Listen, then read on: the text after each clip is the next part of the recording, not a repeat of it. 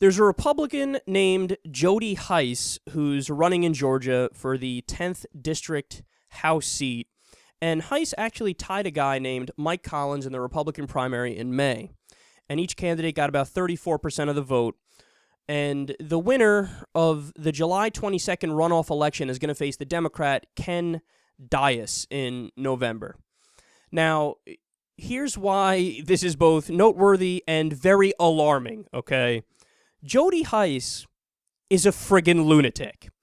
So he's a reverend, and he believes, quote, although Islam has a religious component, it is much more than a simple religious ideology. It is a complete geopolitical structure and, as such, does not deserve First Amendment protection. What? Okay, look, you guys know I'm secular. You know, I'm an agnostic atheist.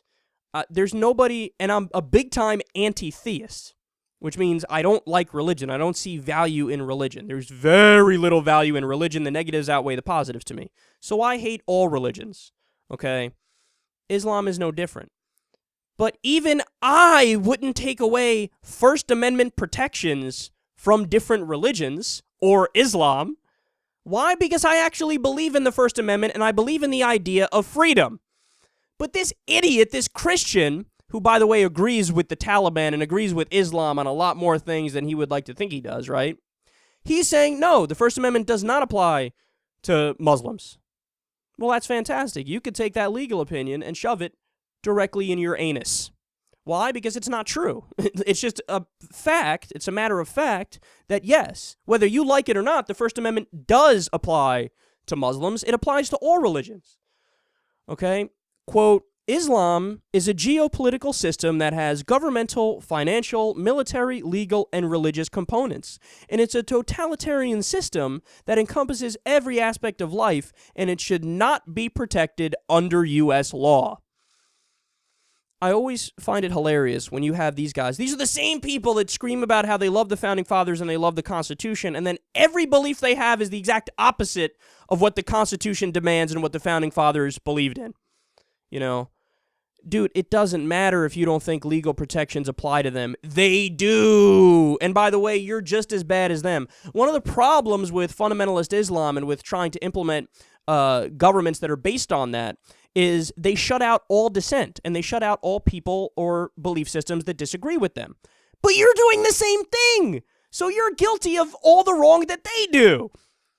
It's amazing that he doesn't see that irony, man. This is why I'm telling you he's an absolute lunatic. So according to Raw Story, he also believes, quote, the Muslim Brotherhood is secretly infiltrating the United States in a plot to impose Sharia law on the entire country.